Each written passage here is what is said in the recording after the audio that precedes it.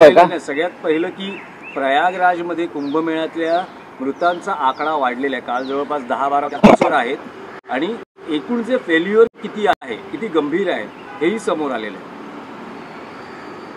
144 वर्षांनी येणारा हा एक योग, पवित्र योग आहे आणि जे श्रद्धाळू आहेत हिंदू धर्मात आपल्या, ते कालच्या जे अमृत योग आहे त्या क्षणी जे स्नान करायचं असतो ते एक पवित्र योग असतो आणि त्यासाठी त्या दिवशी प्रचंड गर्दी झाली.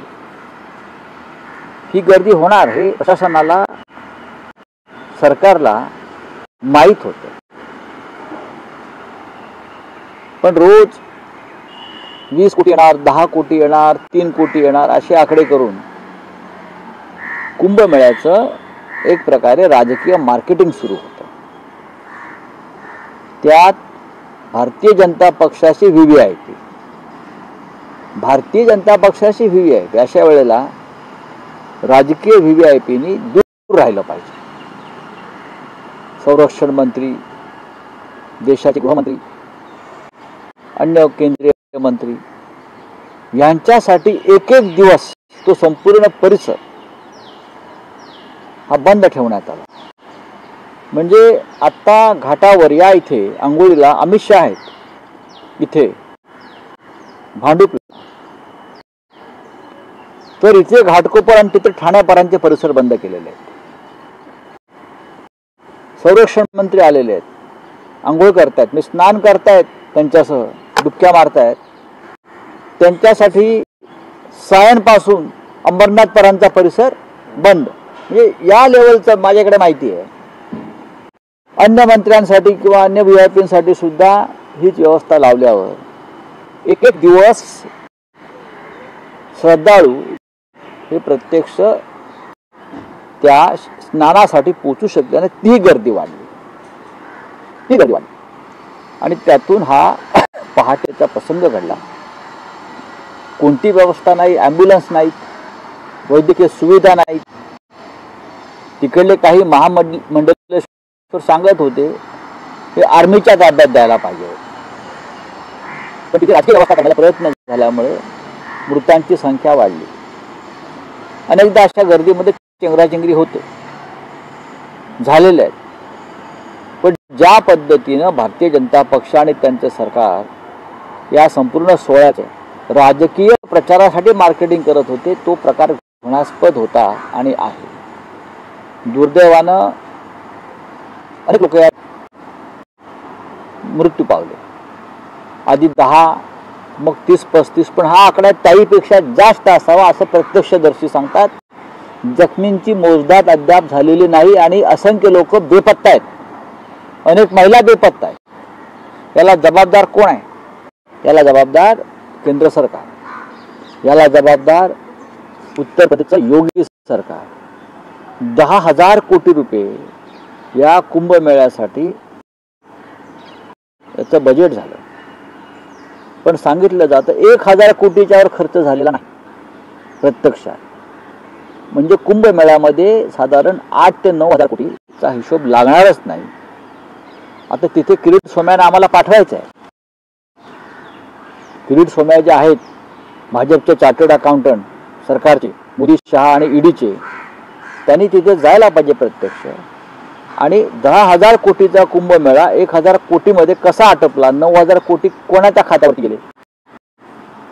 कोणत्या संस्था, कोणत्या संघटना, कोण राजकारण, याचा त्यांनी सखोल अभ्यास करून त्याचा अहवाल ईडीला द्यायला पाहिजे.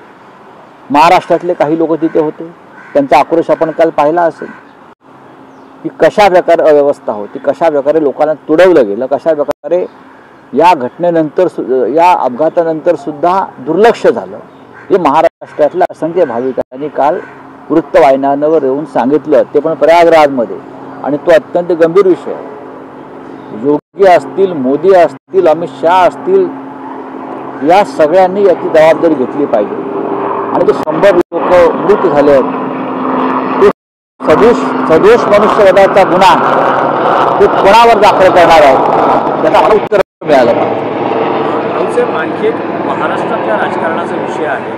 मनाने एकमेकांपासून तुटलेले शिवसेना, युबीटी आणि भाजप पुन्हा एकदा जवळ येताना पाहायला मिळत आहेत. मनोमिलन होणार का? कारण काल एक प्रसंग असा होता की एका लग्न सोहळ्यात उद्धव ठाकरे आणि चंद्रकांत पाटील एकमेकांसमोर आले, काही कुजबूज झाली आणि चंद्रकांत पाटील असं म्हणत आहेत की शिवसेना भाजप युती होईल, तो माझ्यासाठी सगळ्यात सुवर्ण क्षण असेल. चंद्रकांत पाटील हे आमचे सगळ्यांचे मित्र आहेत. चंद्रकांत दादा पाटील हे शिवसेना भाजप युतीचे पहिल्यापासून समर्थक राहिलेले आहे, ते मला माहिती आहे. विशेषतः शिवसेना भाजप युतीच्या संदर्भात जी जुनी पिढी होती, ज्याने एकत्र काम केलं आहे आमच्यासाठी, त्याच्यामध्ये चंद्रकांत दादांसारखे नेते होते. कदाचित आता जे भाजपात हौशे नवशे गवशे आलेले आहेत बाहेरून, त्यांना 25 वर्षातल्या आमच्या युतीचं महत्त्व कळणार नाही. आता जे आले आहेत हौशे नवशे गवशे सगळे, त्यांचा भाजपशी संबंध ना हिंदुत्वाशी संबंध. पण चंद्रकांत दादा पाटलांच्या भावना या अनेकांच्या भावना आहेत त्या पक्षामध्ये, हे पण तुम्हाला मी सांगतो. कारण आम्ही एकत्र 25 वर्ष अत्यंत उत्तम रीतीने काम केलं. नरेंद्र मोदी यांच्यासोबत आम्ही चांगल्या पद्धतीने काम केलं. पण सगळ्यांना माहिती आहे की दिल्लीमध्ये अमित शहांचा उदय झाल्यावर शिवसेना भाजपमध्ये वितुष्ट आलं. हे दुर्दैवानं सांगायचं वाटतं. मी चंद्रकांत दादा पाटील यांनी ज्या भावना व्यक्त केलेल्या आहेत त्याबद्दल आम्ही त्यांचे आभारी आहोत. एकच फक्त एक आहे, तुम्ही असं म्हणालात की चंद्रकांत दादा पाटील यांच्या भावना ज्या आहेत त्या त्यांच्या पक्षात अनेकांच्या भावना आहेत. शिवसेना युबीटी मध्ये काही अशा भावना आहेत का? असू शकतात, का नसतील, असू शकतात. आम्ही महाविकास आघाडीमध्ये गेलो त्याला कारण भारतीय जनता पक्षातल्या काही लोकांचा हट्ट. त्याच्यामुळे आम्हाला महाविकास आघाडीत आम्ही सामील झालो. 25 वर्षाची आमची युती ज्या कारणासाठी तुटली ती कारणं जर आपण पाहिली तर आमची भूमिका योग्य होती. आमचा पक्ष फोडल्यावर जे आम्ही मागत होतो, जो आमचा हक्क होता, तो तुम्ही एकनाथ शिंदेने दिला ना. पक्ष फोडून आमचा पक्ष फोडून मुख्यमंत्री पदाचा जो आमचा दावा आणि हक्क होता तो तुम्ही एकनाथ शिंदेना दिला. नंतर पक्ष फुटल्यावर पण त्या सरकारमध्ये आहे शिवसेना म्हणून, डुप्लिकेट शिवसेना पण आहे. पण जेव्हा आम्ही हा दावा किंवा आमचा ही मागणी होती चर्चेत ठरलेली, तेव्हा तुम्ही अमित शहाने ती मागणी नाकारली.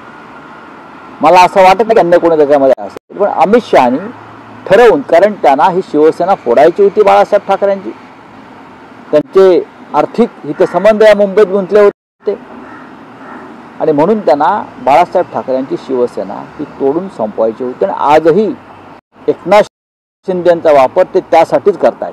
नाही, पण तुम्हाला असं वाटतं की जसं चंद्रकांत दादा म्हणतायत की युती जर झाली तर तो त्यांच्यासाठी सगळ्यात सुवर्ण क्षण असेल, तसंच तुम्हालाही वाटतं की तो सुवर्ण क्षण शिवसेना युबीटीसाठी? चंद्रकांत दादा पाटील यांच्याप्रमाणे त्या पक्षामध्ये अनेकांच्या या भावना आहेत ना. आम्ही अनेकदा चर्चाही करतो. नाही, त्यांनी भावना मी कसं काय तुम्हाला आता सांगू? तुमच्या प्रश्नाला उत्तर आता माझ्याकडे नाहीये. योग्य वेळी त्याचं उत्तर मिळेल हे तुम्हाला मी सांगतो. तुमच्यातले काही नेते असतील ना जे उघडपणे बोलत नाहीत मात्र बैठकांमध्ये बोलत, त्यांना असं वाटतंय की नाही, आमच्या बैठकात याच्यावर आता सध्या तरी नाही, भविष्यात होऊ शकते. नाही, मी आता या क्षणी त्याचं उत्तर माझ्याकडे आता पुरेसं नाहीये.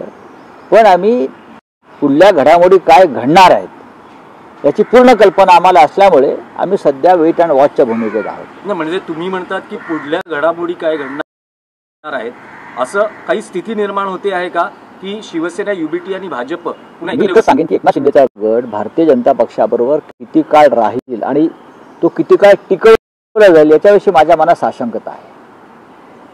त्यांचा गट हा शिवसेनेप्रमाणे फोडला जाईल, हे मी वारंवार सांगतो. हा फोडला जाईल आणि त्यांचा गट विस्कळीत होईल पूर्णपणे. आज ते फक्त सत्ता आणि पैसा या जोरावरती एकत्र आहेत, बाकी त्यांच्याकडे काही नाही. सर, हिंदी में जानना चाहिए. आणखी एक बीड मधला विषय आहे. आज जिल्हा नियोजन समितीची बैठक आहे. पालकमंत्री अजित पवार तिथे उपस्थित आहेत, धनंजय मुंडेही आहेत. सगळ्यांचं लक्ष आज त्या बैठकीकडे लागलेलं आहे.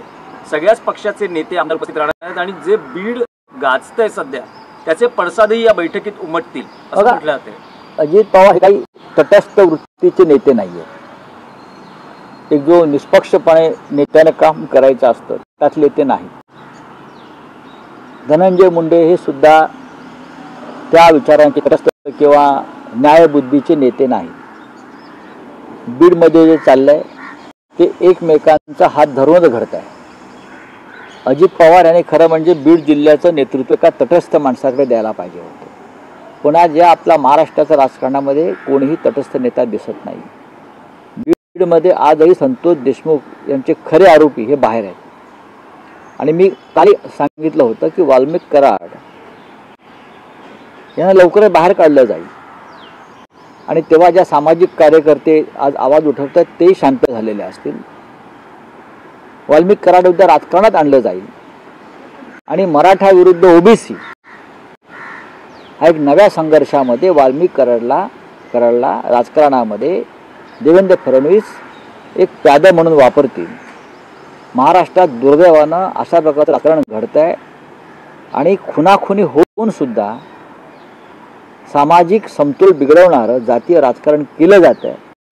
आणि त्यासाठी ज्यांच्यावरती असंख्य खंडणी, खून, बलात्काराचे आरोप आहेत अशा लोकांना वापरलं जातं. हे भारतीय जनता पक्षाची सध्याचं चारित्र्य आहे.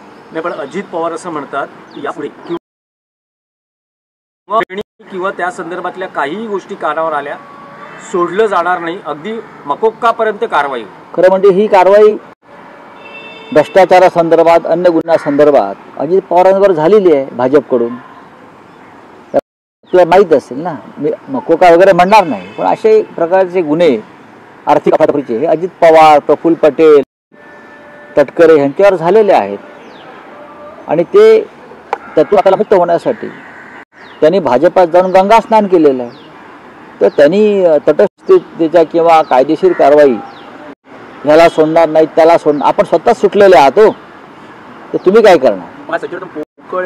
नक्कीच पोकळच आहे. देवेंद्र फडणवीस यांचाही दम पोकळ आहे, अजितदादांचा दम पोकळ आहे, शिंदेंचाही दम पोकळ आहे. या राज्यामध्ये शासन नाही, या राज्यामध्ये पोलीस प्रशासन नहीं। सर हिंदी में जानना चाहेंगे, जिस तरह से प्रयागराज में 30 से ज्यादा लोगों की मौत हुई है, 30 से ज्यादा, मेरे पास जो जानकारी है वो लगभग 100 से ज्यादा लोगों की बगर में मौत हुई और सैकड़ों लोग गंभीर रूप से जख्मी है।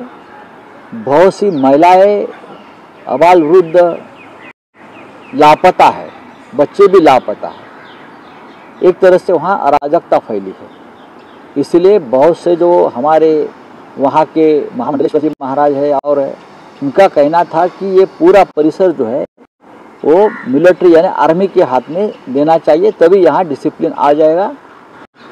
कल जो हुआ है वो एक राजनैतिक हादसा है, उसके लिए राजनेता जिम्मेदार है और योगी सरकार और केंद्र सरकार का वीवीआईपी कल्चर जिम्मेदार है। जिस तरह से पूरी व्यवस्था वीवीआईपी के पीछे लगी है, वहाँ की जो सामान्य श्रद्धालु है वो तो हवा में वारे ऐसा ही छोड़ दिए थे उनको।